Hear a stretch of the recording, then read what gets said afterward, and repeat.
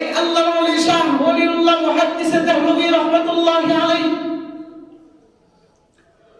ওনার দরবারে ওনার ঘরের মধ্যে উনি যখন আল্লাহর দিকে মুতাওয়াজ্জি হইয়া যখন যায় নামাজের মুসাল্লার মধ্যে যখন নামাজে দাঁড়ায় যাইবেন, এই মুহূর্তেই একটা জিনের বাচ্চা আসছে, আয়েশা ছেলে কালানেলা করতেছে। শাহ ওলিউল্লাহ মুহাদ্দিস দেহলভী রাহমাতুল্লাহি আলাইহি এই যে জিনের বাচ্চাটা ঘরের মধ্যে আসছে, সে কোনো মানুষের সুরত ধরে আসে নাই, ওই জিনের বাচ্চাটা একটা সাপের সুরত ধরে আসছে, আয়েশা কালানেলা করতেছে। শাহ ওলিউল্লাহ মুহাদ্দিস দেহলভী রাহমাতুল্লাহি আলাইহি দেখা মাত্র আর দেরি করলেন না, ওই জিনের বাচ্চাটাকে সাপ বলে মনে করিয়া হাতের মধ্যে লাঠি নিয়ে জাগাত বাড়ি দিয়ে ওই সাপটাকে মাইরা ফেলাইছে। সুবহানাল্লাহ। শাহ ওলিউল্লাহ মুহাদ্দিস দেহলভী রাহমাতুল্লাহি আলাইহি এই জিনের বাচ্চাকে মারার পর এই জিনের বাচ্চার যে আর দুই ভাই মানুষের সুরত অর্থাৎ দুইজন পুলিশের সুরত তৈরি আসছে। আয়েশা ওলিউল্লাহ মুহাদ্দিস দেহলভী রাহমাতুল্লাহি আলাইহির কাছে আয়েশা ওনাকে গ্রেফতার করছে। গ্রেফতার করে বলতেছে, চলো রাজার দরবারে। বলে আমি কোথায় যাবো? বলে আমাদের রাজার দরবারে। বলে তোমাদের রাজার নাম কি? বলে আমি হলাম জিন। বলে কি আমার অপরাধ? অপরাধ হলো আমার ছোট্ট ভাইটাকে তুমি বাড়ি দিয়ে মেরে ফেলছো। বলে ছোট্ট ভাই, এটা তো সাপ না, এটা আমার ছোট্ট ভাই সাপের সুরত ধরে তোমার কাছে আসছিল। বলে তাই নাকি? বলে হ্যাঁ। এই কথা বলিয়া ওলিউল্লাহ মুহাদ্দিস দেহলভী রাহমাতুল্লাহি আলাইহিকে গ্রেফতার করিয়া জিনের বাদশার কাছে নিয়ে নিল। জিনের বাদশার কাছে নেওয়ার পর এমনি দেখে এই জিনের ঘরের আশেপাশে দেখা যায় হঠাৎ করে মানুষগুলো জড়ো হয়ে গেছে। জড়ো হইয়া একটা জানাজার ময়দান রেডি হয়েছে। যেই বাচ্চাটা মারা গেছে ওই বাচ্চার জানাজা করার জন্য রেডি হয়েছে। এমনি দেখে একজন মুরব্বি টাইপের মানুষ দূরে বৈশা বয়স্ক লোক কান্নাকাটি করতেছে। শাহ ওলিউল্লাহ মুহাদ্দিস দেহলভী রাহমাতুল্লাহি আলাইহি বলেন, ও ভাই, এই বৃদ্ধ মানুষটা কেন কান্নাকাটি করতেছে আমি তো বুঝতে পারতেছি না। এমনি বলতেছে, এই জন্য কান্নাকাটি করে আপনি যেই বাচ্চাটাকে মারছিলেন ওই বাচ্চাটা এটা সাপের সুরত ধরে গিয়েছিল। এটা আপনার কাছে সাধারণ কোনো কিছু নেওয়ার জন্য যায় নাই। আপনি যে হাদিস পড়ান প্রত্যেকদিন নিয়মিত ছাত্র হিসেবে এখন আপনার কাছে যাইতো, ওই বাচ্চাটা আপনার কাছে যাইতো হাদিস পড়ার জন্য। সুবহানাল্লাহ। শাহ ওলিউল্লাহ মুহাদ্দিস দেহলভী বলে তাই নাকি? বলে হ্যাঁ। শুধু তাই নয়, এই বাচ্চার যত ভাই আছে সব ভাইরা আপনার দরবারে হাদিস পড়ে। সুবহানাল্লাহ। বলে আমি তো তাদেরকে চিনি না। বলে চিনবেন কি করে? জিনদেরকে আল্লাহ যে অলৌকিক শক্তি দিয়েছেন, যখনই যা ইচ্ছা তার রূপ ধরে ফেলতে পারে। সুবহানাল্লাহ। আমরা ছাত্রের রূপ ধরিয়া আপনার ক্লাসে বসিয়া প্রত্যেকদিন সবক নিতাম। আজকে আমার ওই ছোট্ট ভাইটাকে আপনি মেরে ফেলছেন। ওই যে মুরব্বি বৈশা কান্না করতেছে উনি হলো আমাদের বাবা। সুবহানাল্লাহ। তিনি বললেন তাই নাকি? বলে হ্যাঁ। জিনের মধ্যে যে বাচ্চা আছে, বাচ্চা বলতেছে, এ শাহ ওলিউল্লাহ, তুমিও মুসলমান, আমিও মুসলমান, আমার বাচ্চাও মুসলমান, কিন্তু মুসলমানকে কেন হত্যা করবে? এটা তো বিধান নয়। তাহলে তুমি বলো, কোন মুসলমান যদি কাউকে যদি অন্যায়ভাবে যদি হত্যা করে তাহলে তার বিচার কি? তাহলে জানের বদলা জান, তাকে জানের বদলা জান দিতে হবে, অর্থাৎ ফাঁসি। শাহ ওলিউল্লাহ মুহাদ্দিস দেহলভী রাহমাতুল্লাহি আলাইহি বলে, তাহলে তোমার ফাঁসি হবে। ঠিক আছে। সুবহানাল্লাহ। বলে হাকিম যে বিচারক জিনের মধ্যে বিচারক বলতেছে তাহলে তোমার ফাঁসির রায়। শাহ ওলিউল্লাহ মুহাদ্দিস দেহলভী বলে, কোনো সমস্যা নাই, আমি যদি ওই বাচ্চাকে যদি হত্যা করে থাকি তাহলে আমার হত্যার বিচার জন্য এই জমিনে হয়, আখিরাতে এই বিচারের জন্য যেন আল্লাহর দরবারে দাঁড়াতে হয় না। সুবহানাল্লাহ। কেমন নিয়ম? আমি যদি দোষ করে থাকি তাহলে আমার বিচারটা জমিনেই হোক, আখিরাতে যেন এই দোষী সাব্যস্ত হয়ে আল্লাহর দরবারে না দাঁড়ায়, আমার বিচারটা এই জায়গায় করে। আর ওই জিনের সমস্ত জানাজার ময়দানের মধ্যে একজন মানুষ দাঁড়ায় বলতেছে, একজন জিন দাঁড়ায় বলতেছে, ওই জিনটা ছিল সাহাবী। সুবহানাল্লাহ। ওই জিনটা ছিল সাহাবী, বলতেছে সামিআতু রাসূলুল্লাহ সাল্লাল্লাহু আলাইহি ওয়াসাল্লাম, আল্লাহর রাসূলকে বলতে আমি শুনেছি যে কোন জিন যদি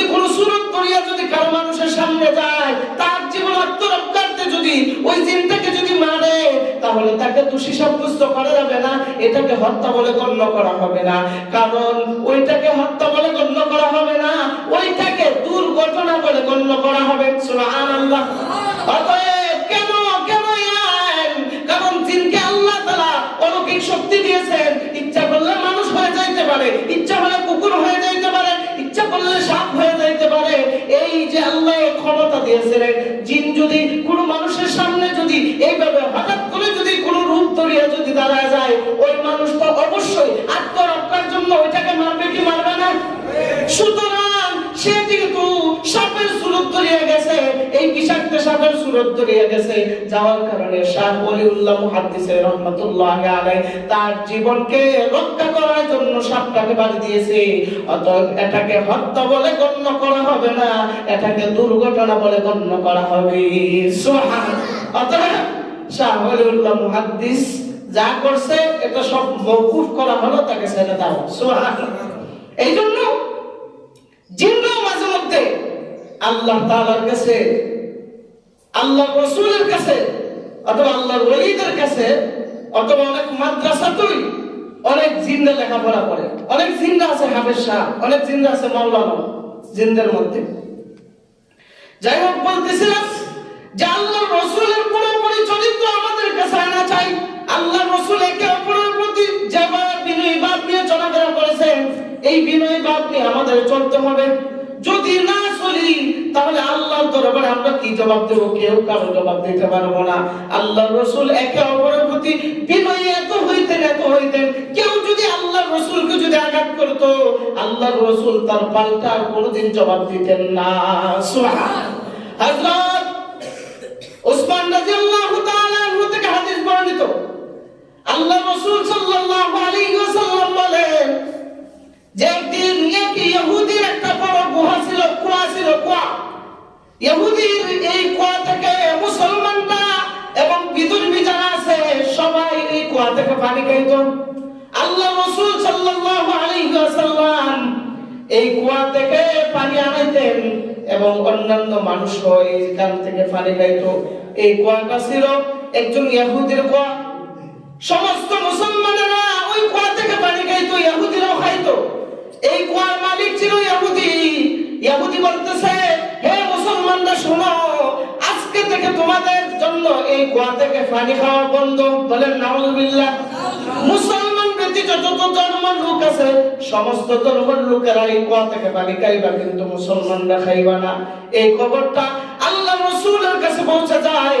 আল্লাহ রাসূলকে বললেন, ইয়া রাসূলুল্লাহ, শুধু মুসলমান ব্যতীত সমস্ত মানুষগুলা ইহুদির এই কুয়া থেকে পানি খাইবে। আল্লাহ রাসূল মন খারাপ করে ফেললেন। মন খারাপ করিয়া ডাক দিতেছেন, ইয়া উসমান, আইনা উসমান, আমার উসমান কোথায়?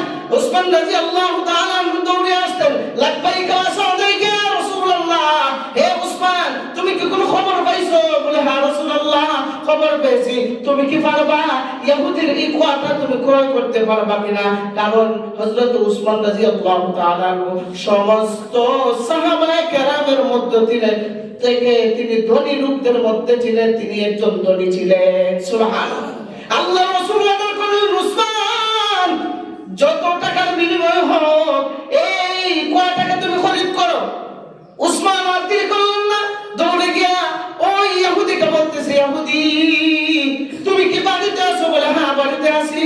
বলে, তুমি মুসলমানকে এই জায়গা থেকে কুয়া থেকে পানি নিতে তুমি বারণ করেছো? বলে, হ্যাঁ। বলে, কেন? বলে, এই কুয়াটা আমি বিক্রি করে ফেলবো। বলে, তাই নাকি? বলে, তুমি কত টাকা বিক্রি করে ফেলবে?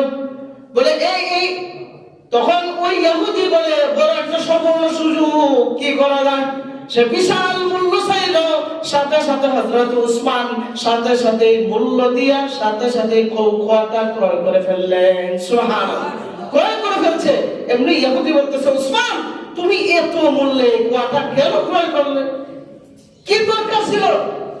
এমনি উসমান বলে, ইহুদি, এটা তো সামান্য পারিশ্রমিক। তুমি যদি আমার সমস্ত সম্পদের বিনিময়ে যদি এই কুয়াটা যদি আমাকে যদি বলতে আমার কাছে তুমি বিক্রি করবে, তাও আমি ক্রয় করে নিতাম। সুবহানাল্লাহ। কেন? আমার দিনের নবী হযরত মুহাম্মদুর রাসূলুল্লাহ আমাকে অর্ডার করেছেন এটা কেনার জন্য।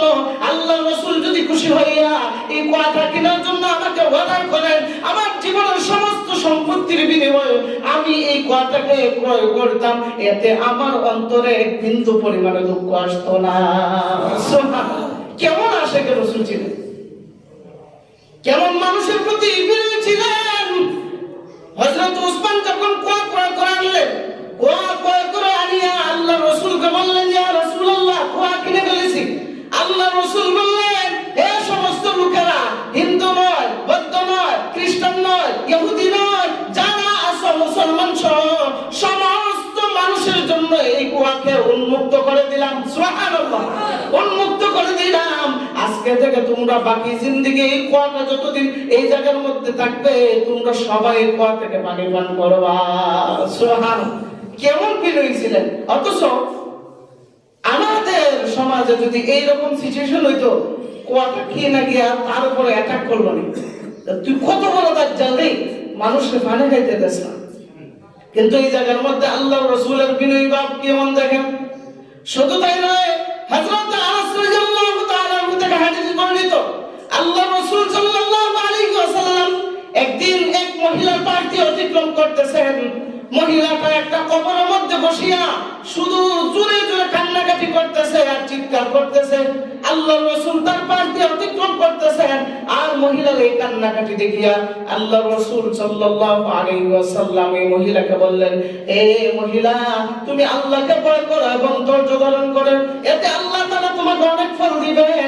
মহিলা এই কথা শোনা মাত্রই মহিলা তেলে বেগুনে জ্বলে উঠছে। সুবহানাল্লাহ বলেন, তেলে বেগুনে জ্বলে উঠছে। জয়টা বলতেছে, আপনি কিসের জন্য আসছেন? আপনি যে কাজ করার জন্য আসছেন, আপনি ওই কাজে যান, আমার কাছে আপনি বাধা দিন না। কারণ আমার উপর আল্লাহ তাআলা যে মুসিবতের পাহাড় টানছেন, এই মুসিবতের পাহাড়ে যদি আপনি পড়তেন, তাহলে অবশ্যই আপনিও নিজে কান্নাকাটি করতেন। আল্লাহ রাসূল কোনো উত্তর দিলেন না। উত্তর না দিয়া আল্লাহ রাসূল সামনে আগাইলেন, আর কোনো উত্তর দিলেন না। এই কথা বলার পর মহিলা যখন আল্লাহ রাসূলকে এই কথা বলছে, আল্লাহ রাসূল সামনের দিকে অগ্রসর হলেন। সামনের দিকে অগ্রসর হওয়ার সাথে সাথে এমনি এক সাহাবী হযরত ফজল ইবনে আব্বাস রাদিয়াল্লাহু তাআলা আনহু দৌড়ে গেলেন, গিয়ে বলতেছে, হে মহিলা, তুমি কাকে কি বলতেছো? জানো ইনি কি? ইনি হলো সাইয়্যিদুল আম্বিয়া, আশরাফুল আম্বিয়া, নবী আমাশান, ইমামুনা, ইমামুদ দুনিয়া, ইমামুল মালায়েকা, ইমামুন নাস, ইমামুল আম্বিয়া, সমস্ত নবীগণের নবী, সমস্ত মানুষের নবী, সমস্ত কুল কায়নাতের নবী, সমস্ত ফেরেশতাদের ইমাম, সমস্ত মানুষের ইমাম, সমস্ত ইমামের ইমাম, সমস্ত নবীদের ইমাম। একে তুমি দমক মারছো, তাড়াতাড়ি মারছো। সুবহানাল্লাহ, তাড়াতাড়ি মারছো। মহিলা যখন শুনলো যে উনি হলেন মুহাম্মদুর রাসূলুল্লাহ সাল্লাল্লাহু আলাইহি ওয়াসাল্লাম, আর দেরি করেন না, লাফ দিয়ে কবর থেকে উঠিয়া দৌড় দিয়েছে আল্লাহর রাসূলের হুজরাখানায়। সুবহানাল্লাহ, আল্লাহর রাসূলের হুজরাখানায় গিয়া কে বলতেছে, ইয়া রাসূলুল্লাহ, ইয়া হাবিবাল্লাহ, আপনার কদমে আমার জীবন কুরবান হোক, আমার জান কুরবান হোক। ইয়া রাসূলুল্লাহ, আপনাকে আমি চিনতে পারি নাই, আপনার দারওয়ান কোথায়? আপনার দারওয়ানের মাধ্যমে আপনার কাছে যাইতে চাই। কে যখন দারওয়ানকে খুঁজে কোনো দারওয়ান পায় না, আর মনে মনে বলে, এত বড় একজন মানুষ, এত সুন্দর একজন মানুষ, তার কোন দারওয়ান নাই, অবশ্যই লোকটা অনেক ভালো। ডাক দিয়া বলতেছে, ইয়া রাসূলুল্লাহ, আপনার কাছে আমি ক্ষমা চাই, আমাকে আপনি মাফ করে দেন। আল্লাহ রাসূল ওই মহিলার চিৎকার শোনা মাত্র ঘর থেকে বের হয়ে আইলেন। আয়া বলতেছে, ও মহিলা, কি বলতেছা? ইয়া রাসূলুল্লাহ, আপনাকে আমি চিনতে পারি নাই, আপনি জামানার নবী হযরত মুহাম্মদুর রাসূলুল্লাহ, আপনার সঙ্গে আমি অনেক বড় ভুল করে ফেলেছি। কারণ আমি যেখানে যে ব্যবহারটা করেছি, আমি খুব দুঃখরত অবস্থায় আছি। যে কবরের মধ্যে আমাকে বসা দেখছে, ওই কবরের মধ্যে আমার কলিজার টুকরা সন্তান মাসুম বাচ্চাটা কিছুদিন পূর্বে জন্মগ্রহণ করেছে। হঠাৎ করে আল্লাহ তাআলা নিয়ে গেছে, এই সুখ আমি বরদাস্ত করতে পারি নাই। এই জন্য কবরের মধ্যে গিয়ে কান্নাকাটি করিয়া মনের মধ্যে একটু প্রশান্তি ভাব করি। এই যে এই জায়গার মধ্যে বসিয়া আপনি যখন আমাকে উত্তম উপদেশ দিলেন, আমি তা গ্রহণ করি নাই। এই সুখের মধ্যে পড়িয়া আমি আপনার সঙ্গে দুর্ব্যবহার করে ফেলেছি। ইয়া রাসূলুল্লাহ, আপনি আমাকে মাফ করে দেন। আল্লাহর রাসূল বলেন, ও মহিলা, চিন্তা করার কোনো কারণ নাই, চিন্তার কোনো কারণ নাই। আমি বুঝতে পেরেছি তোমার মন খারাপ, এই জন্য তোমাকে আমি বলছি ধৈর্য ধারণ করো, আল্লাহকে ভয় করো। যদি তুমি ধৈর্য ধারণ করো, প্রতিফল তুমি পাইবা। যাক, তুমি তোমার ভুল বুঝতে পেরেছো, আমি আমার মন থেকে তোমাকে আমি ক্ষমা করে দিলাম। সুবহানাল্লাহ, এই হলো আমাদের রাসূল। আল্লাহু আকবার, এই হলো আমাদের রাসূল। যার ভিতরে কোনো বিন্দু পরিমাণ কোনো কষ্ট ছিল না মানুষের প্রতি। ইহুদিরা আল্লাহ রাসূলকে তাপড়াইছে, আল্লাহ রাসূলের গালের মধ্যে আঘাত করছে, এরপরও হাতটা টান দিয়ে আইনা বলছে আল্লাহর বান্দা আপনি কি হাতের মধ্যে ব্যথা হয়েছে? সুবহানাল্লাহ। এই চরিত্র আমাদের ভিতরে গঠন করেন, রাসূলের সুন্নতের জিন্দেগি লাগান। ও ভাই, রাসূলের সুন্নতের দিকে যে পাবন্দী হইতেছেন না। আজকে যদি আপনি কবরের মধ্যে যান, কবরের মধ্যে যাওয়ার পরে প্রত্যেকটা উম্মতের সঙ্গে আল্লাহ রাসূলের দেখা হবে, ধারাবাহিক যখন প্রশ্ন হবে, আর আল্লাহ রাসূলের সময় যখন আসবে, আল্লাহ রাসূলের চেহারা মুবারক, নুরানি চেহারা মুবারক দেখাইবে, বলে দেখো তো উনি কে ছিল কিনা। আল্লাহ রাসূল যখন ছায়া দেখবেন যে আমার উম্মতের মুখের মধ্যে দাঁড়িয়ে নাই, তখন আল্লাহ রাসূল মুখটা ফিরায় নেবেন। ও ভাই, ওই দিন যদি আল্লাহ রাসূল এই কবরের কঠিন মুসিবতের সময় যদি আপনার দিকে মুখটা ফিরায় অন্যদিকে দেওয়া যায়, আপনি আল্লাহ রাসূলের কাছে শাফাআতের দাবিদার হইয়া কিভাবে শাফাআত পাইবেন? আমার মেধায় ধরে না। ওই দিন যদি দেখে যে আমার উম্মতের শরীরের মধ্যে কোনো সুন্নতি লেবাস নাই, অথচ আমরা বিসমিল্লাহি আলা মিল্লাতি রাসূলিল্লাহ বলিয়া কবরের মধ্যে রাখি, অত রাসূলের মিল্লাতের এই সুন্নতের জিন্দেগি আমাদের মধ্যে নাই। আর কত আল্লাহকে ধোঁকা দিবেন, আর কত রাসূলকে ধোঁকা দিবেন? ভাই, এমন একটা সময় সামনে আসতেছে, আপনাকে বোঝানোর মতো কোনো মানুষ থাকবে না। এমন একটা সময় আসতেছে, ইবাদত করার জন্য আগ্রহী হবেন, ইবাদত করতে পারবেন না, হাঁটুতে ব্যথা হয়ে যাবে, কোমরে ব্যথা হয়ে যাবে, পিঠে ব্যথা হয়ে যাবে। আল্লাহর সবচেয়ে, নামাজের মধ্যে সবচেয়ে গুরুত্বপূর্ণ অঙ্গের মধ্যে ইবাদত হলো সিজদা, সিজদা দিতে পারবেন না, কবর শক্ত হয়ে যাবে।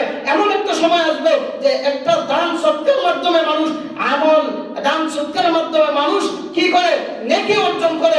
এমন একটা সময় আসতেছে দেখবেন দান সৎকার করার মতো মানুষকে খুঁজে পাইবেন না। কারণ বলেন তো, আগের জমানায় যে ঘর ছিল, কি করছিল বলেন তো সবাই জুড়ে? বলেন না, মাটির ঘর ছিল না, সোনের ঘর ছিল না? কয়টা মাটির ঘর, কয়টা সোনের ঘর পাইবেন? এখন যে একবারে গরিব আছে, যে 3 বেলা খাইতে পারে না, 2 বেলা খাইতে পারে, 1 বেলা খাইতে পারে না, এই মানুষটারে অন্য মানুষ যদি হেল্প করে, এরপর টিনের ঘর তুলে দেয়। কি করবে? টিনের ঘর তুলে দেয়। আরো কত ঘর দেখবেন, কারণ কিয়ামতের আগে সমস্ত মানুষগুলা ধনী হয়ে যাবে, কেউ গরিব থাকতো না, সব ধনী হয়ে যাবে। ওই সময় একে অপরকে দান করার জন্য টাকা গড় লিয়ে যাবো, এখন তো লয়ে যায় না, গড় লিয়ে যাবো যে আমি 1 লাখ টাকা তোমরা দান করলাম, কইব আরো 1 লাখ টাকা তুমি লিয়ে যাও। এই অবস্থা হবে।